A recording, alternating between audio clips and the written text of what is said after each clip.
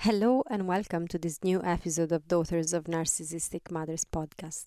I'm Matilde and I'm your host.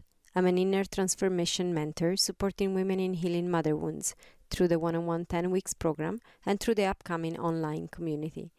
To know more about these offerings or to sign up to the waiting list for the community, follow the link in the description or visit the website womenreclaimingtheirfullness.me.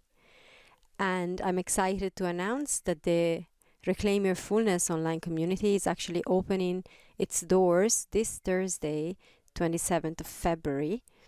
So you're still on time to sign up to the waiting list to gain access. The doors will remain open for 2 days and then they'll close again until May, sometime in May, on a date to be decided. So if you are interested, there's still time to sign up to the waiting list, and the link is in the description of this episode. Now, let's talk about today's topic. I want to talk about anxiety today. Do you feel anxious most of the time during your day? Does anxiety keep you up at night? Do you feel anxious for things that don't seem challenging to others, that you think maybe you should be able to do or you should be able to get through without all of this anxiety, but yet you feel anxious? Do you compare yourself to others that seem like they can breeze through things that make you extremely anxious? So if you feel any of that, I get it. Anxiety has been one of the biggest challenges I've had to navigate and still can be. Guilt and anxiety, like the duo, the lethal duo. For me, those have been like the most challenging things to overcome. So I really, really get it. And we've done an episode on guilt just 2 weeks ago. I'm going to put the link in the description of this episode if you want to go listen to that as well. So that we've tackled both the main big challenges for daughters of narcissistic mothers.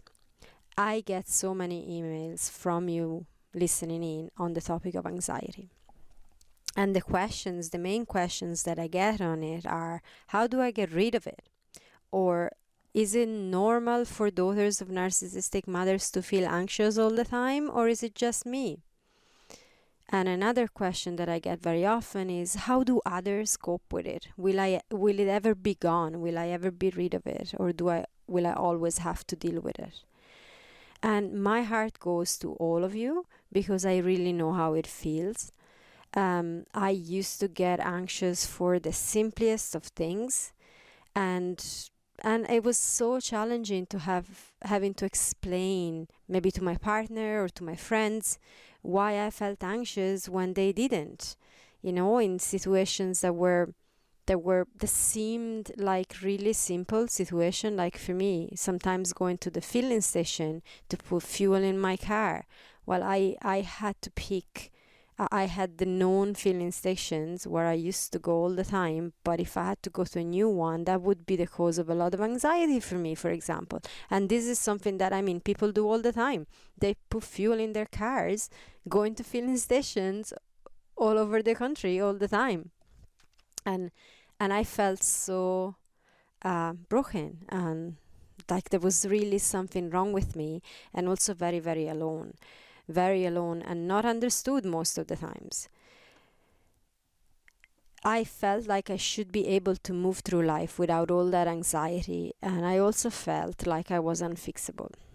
So today I want to share with you what changed in my experience, what I discovered that truly helped me in overcoming the anxiety, and most of all, how it stopped actually ruling my life, because it doesn't rule it anymore. There are still situations where I do feel anxious.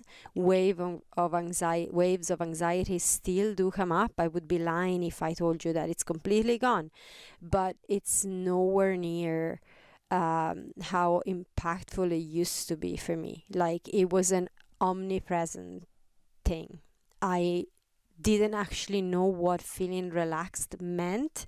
I only knew what it felt like to feel a little less anxious than I usually felt. Like, that was the relaxed state for me. It was like, okay, today I'm just a little less anxious than on a normal day. So that's me being relaxed, but that's like so far away from actually being relaxed. It's like instead of lying on the bed, you're hovering inches above your bed all the time. That's how I felt. And the first thing I want to clarify, it's very important. So if you're feeling anxious all the time, or even most of the time, there's nothing wrong with you, first of all, and you're not the only one feeling like that. Because that's one of the questions. Is it normal for daughters of narcissistic mother to feel anxious all the time, or is it just me? So it's not just you. As I said, I felt like that most of my life, and I get so many emails on this topic. You wouldn't believe it. So it's not just you. Most daughters of narcissistic mothers suffer with anxiety most of the time, if not all the time. So where does all this anxiety come from? Why do we suffer with all this anxiety? Growing up with a narcissistic mother or a mother with narcissistic tendencies is cause of trauma in the system. There were moments in your childhood in which you felt unsafe in some way or another. And this lack of safety is what creates the trauma in the system. In most cases, with emotionally immature parents, this trauma is repeated over and over again throughout childhood, making those formative years overall very unsafe. And this is not necessarily physically unsafe, but definitely emotionally unsafe. And then it can, of course, go into the physical realm of unsafety. We all had our personal unique version of it. And there's no hierarchy who had it worse and who had it better. If it's unsafe, it's unsafe. And the nervous system will interpret it as unsafe. So the result is the same. We grew up with a nervous system that is hypervigilant and perceives stress as a very dangerous thing. And we grew up with a nervous system that hasn't had the chance to develop the flexibility to deal with stress and go back to a neutral state. Because as humans, we are able to actually deal with stress. As in those formative years when we're from being born to about year 7 or 8, we are meant to learn and develop pathways in our nervous system to be able to cope with stress. And because life can be stressful, there are going to be stress factors, but we're meant to develop those pathways to actually be able to cope with that. So go and cope with the moment of stress and then go back to a more regulated neutral state and then again. But we've missed that because there wasn't safety. So all of this, and we more than likely also grew up with a mother who either put us down and made us feel inadequate most of the time, so telling us we weren't capable and we weren't enough, that we were bad, that we were wrong, that we couldn't speak, we couldn't express. So, and we had to mine her nervous system, her emotional system. So this hypervigilance and anxiety that comes from constantly needing to read the sign. Again, it's a form of unsafety, having to mine her nervous system all the time. It means we're not actually feeling safe because her emotional state can ultimately cause us some kind of hurt, or it's an unsafe scenario to be in. And also the other end of the spectrum, from a mother that puts us down and treats us really bad all the time, is a mother who's mothered us, so making us feel incapable to cope with life, because that's also a form of emotional immaturity by the parent. So all of this, and whatever is your personal unique situation in this, all of this translates in a constant feeling of anxiety in our adult life. So what can we do? Or what do we do about that? What are the most common things that we do about that? We try again and again to get rid of the anxiety, of course. Who wouldn't want to get rid of it? We want it to end, so we attack it as if it was the enemy. And this doesn't work. That's the thing, it doesn't work. Attacking anxiety as if it was the enemy doesn't work. For years, I fought anxiety. For years, I've told myself it was ridiculous to be anxious in certain situations. For years, I've tried to get myself to relax, to calm down. I tried to positive affirm myself into a state of calm. And for years, I felt worse and worse, less and less able to accept myself, more and more like a broken thing that could not be fixed. So if this is happening to you, I absolutely get it. I really, really do. Fighting anxiety, much like fighting guilt, as we mentioned in the episode 2 weeks ago about guilt, doesn't actually work. It only creates more and more frustration because anxiety is not the root cause, it's just the symptom of an underlying mechanism.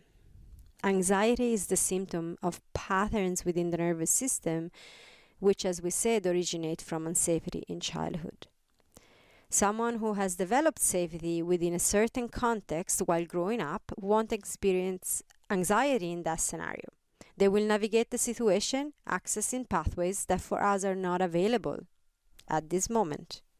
And so that's the example of the filling stations. People that can just go and do their own things in every filling station, while I was just crippled at the idea of going into a place that was new. That depends on what pathways are available within the system. And it also, when we're going to comparing, and that's why if you may have heard me before on this podcast to say that comparisons is not very useful and helpful because we all also have different coping strategies. So you may see someone that seems extremely relaxed from the outside and it's absolutely dying with anxiety on the inside, but they have different coping strategies. Or also some people just numb it and go around in a kind of a dissociated state and in a bubble. So they actually seem okay from the outside, but they're completely detached from their emotional system on the inside. So again, there's so many different ways to cope with anxiety, and not always this is very apparent from the outside. So the invitation is to really not compare yourself to others because you don't know what's happening. And very often as daughters of narcissistic mothers, when we compare ourselves to others, we actually always feel like we're coming up short, always feel like we're the one doing worse. And that is actually not the case very, very often. So yeah, that was just like a little digression. That comparing is not really helpful. People that seem to be coping better than us are not necessarily better and we are the worst ones. It's just a matter of what pathways are available within the nervous system of a person. In general, there are two main so-called mistakes we end up making when trying to deal with anxiety. And I don't mean mistakes as in you're doing something wrong. We try to go at it in the best way available, in the best way we think possible, and in the way we've also been told from the outside how we're meant to go at it by others that may not be trauma informed and may not actually understand the mechanism that's underlying all the anxiety. So one is we attack it as an enemy, and we mentioned that already. So we try to get rid of it. We try to get rid of anxiety. We end up trying millions of different ways to get rid of anxiety, never looking beyond it to what's actually the underlying mechanism. And we try to put ourselves in situations, we even try to put ourselves in situations that make us super anxious, just because we're supposed to be able to cope with those situations. We try positive affirmations, we tried medications, we tried all sorts of stuff to try and get rid of the anxiety. Enemy number one needs to be fought and eliminated. That's one of the ways that doesn't really work. And the second way is we do our best to avoid triggers. So we end up avoiding more and more situations that causes anxiety in the hope of never feel it again, like me just running my car absolutely go so low on fuel to get to that one filling station that I felt comfortable going into. I've certainly tried both things. I've attacked it with all my might, trying to get rid of it, and I've also tried to avoid triggers, so to avoid situations that made me anxious. And with the second option, I thought I had resolved my problem actually. So with attacking it, I felt worse and worse about myself, more and more frustrated, more and more broken, more and more hopeless. With the second, I thought I had resolved my problems because I was indeed less anxious. But the catch was that I was also living less and less. I had to get rid of so much from my life because I was afraid of feeling again that crushing anxiety that very easily could turn into pure panic, that I had eliminated so many situations from my life. I had so many situations from my life. I was doing less and less and less. And I've seen that happening also with people I know, friends and family members, and sometimes with clients too, where we end up like creating this kind of safe nest, but it's very limited and it's very small, and we never get out of that. So it can give us an illusion of having overcome the anxiety, but all we have done is just eliminated bunches of things from our life. So not putting yourself in a situation that triggers a lot of anxiety can be part of the journey, because there's no point in jumping in at the deep end and then needing days, if not weeks, to recover. So, for example, there was no point in me pretending that I wasn't anxious. I'm going to stick with the filling station example. So, pretending that I wasn't anxious going into new filling stations, and just throwing myself at whatever situation and just pushing my system and my body to go through to a filling station that made me so damn anxious and uncomfortable. That wasn't helpful. But it was not helpful either to just stick with only one and never ever try to set my foot out of the comfort zone, because that's an illusion of having overcome anxiety. You've only removed the triggers, but the anxiety is still actually there. It's just dormant. So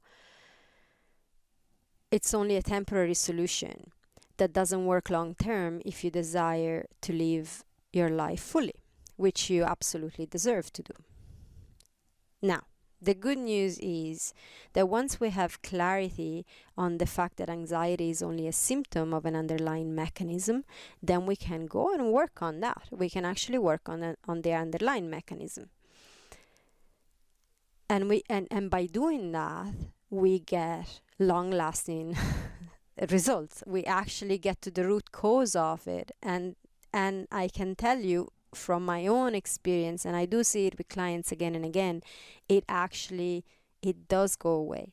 It does go away more and more. Like, it's like you may still have anxiety that get triggered. As I said, I still get it.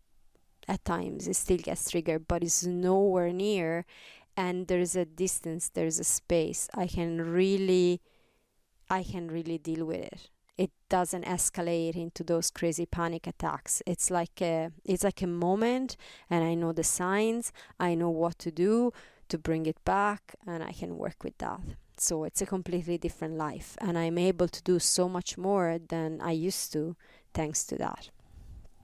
So how do we do this? We need to build safety within the system. So unsafety is what was at the root cause, unsafety in our childhood. And so now we need to bring safety within our nervous system. We need to train flexibility back within the system so that we can cope with stress and then also go back to a neutral state. And this is not that if because you were as a child you didn't get the chance to train that's lost and you're never going to be able to do that. That's not true. You're actually always able to develop that. You can do that now. You have that choice to actually do that now, and it is totally possible. I've only experienced a life with less anxiety in the last 3 or 4 years, and I'm 40. So it's totally possible. There isn't an age limit for this. So there are 2 main ways to build safety back in the nervous system. Number 1, internally, and number 2, externally. So how do we do that? Let's go into it a little bit more. So when we're talking about building safety internally in your system, this means gently training your nervous system to feel safety by allowing your body to experience an inner sense of safety.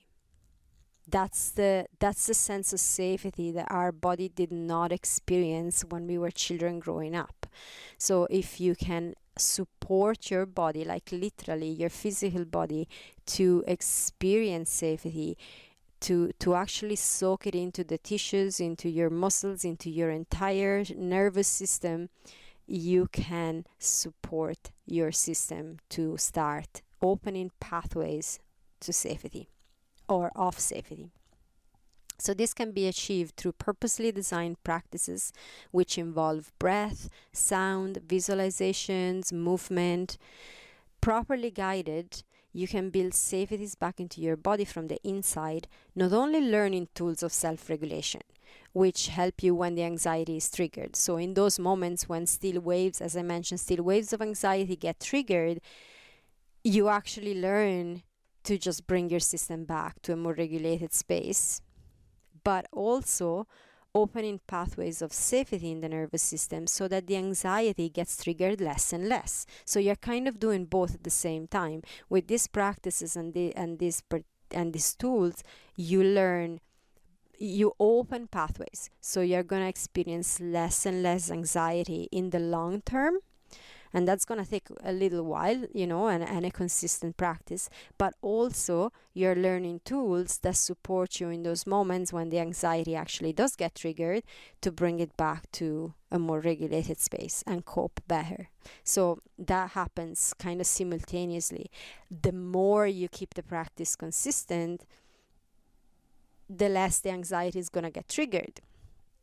And so the less you're going to need those tools within the moment, but they're going to still build on the long term, less and less triggered, if that makes sense. So that's the creating, is creating those safety pathways inside your system from the inside out that would have been created when you were a child if you had like a very, very safe childhood with parents that were emotionally mature. But not having had that, you still are on time and you can do it now, and it does work.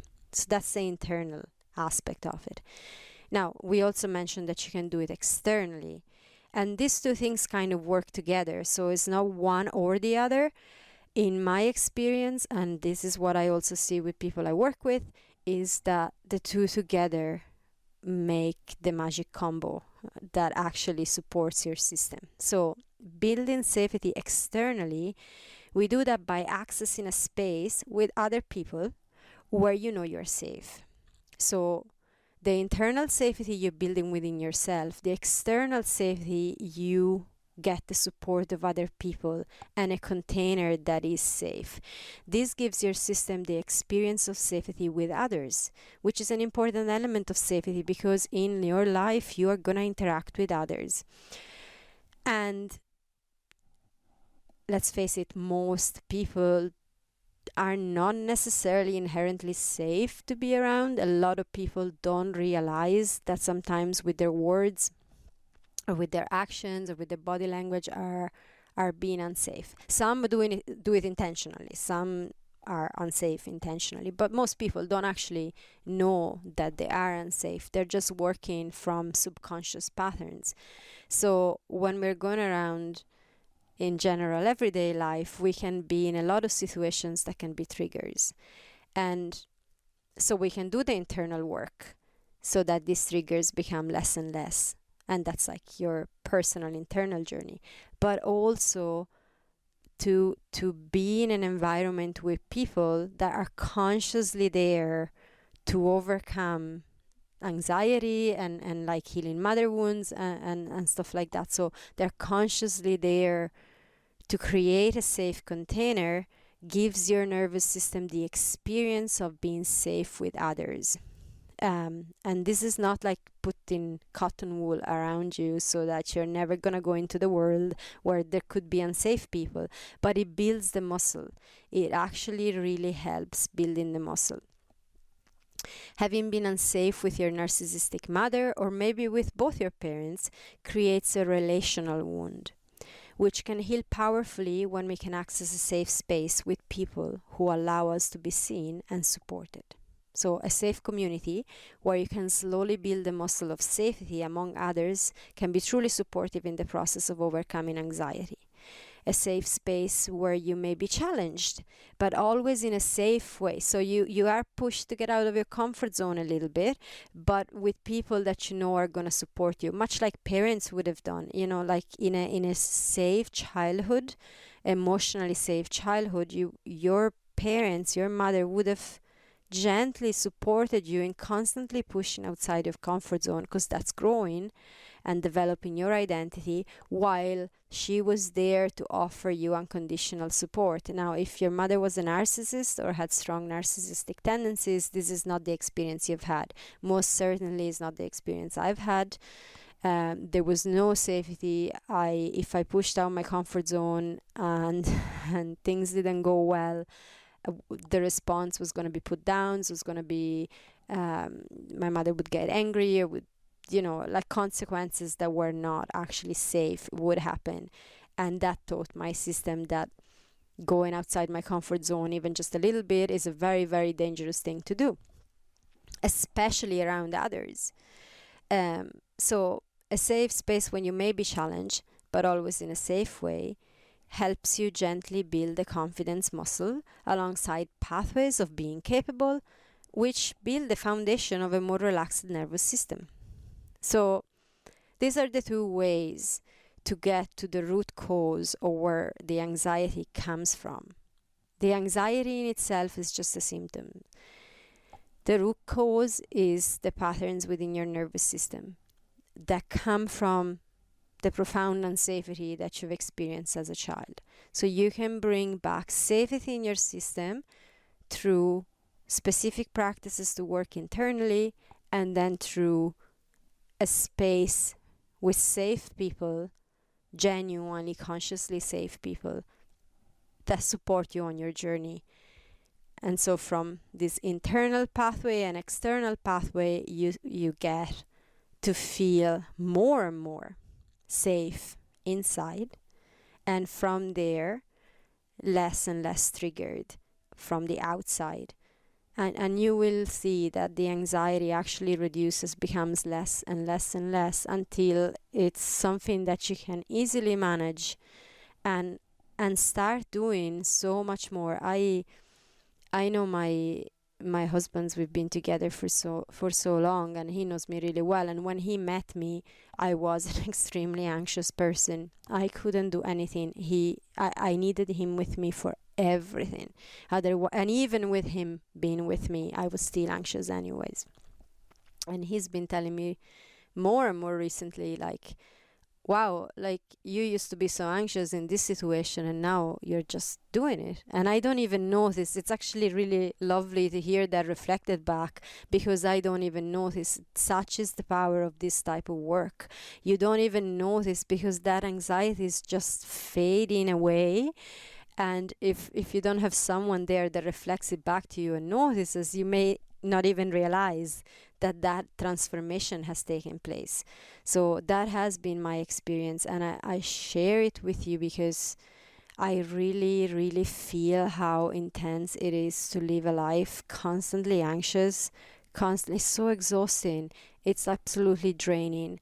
I remember I was tired all the time and yet unable to sleep, because nighttime was when my anxiety would go like the highest.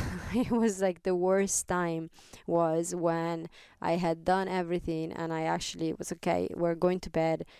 And I would push the going to bed. I thought I was a night owl. I used to define myself a night owl, but it's not actually really true at all. I love getting up early in the morning now. But I needed to be a night owl because I wanted to push further away from me that moment of lying in bed and feeling all that anxiety that I tried my best to suppress for the entire day. And it would just rush all at me, and I could get panic attacks and night going to bed. It was very intense. So if that is what you're going through, I absolutely get it, and that's why I wanted to share about this, because there's hope. There's a light at the end of the tunnel.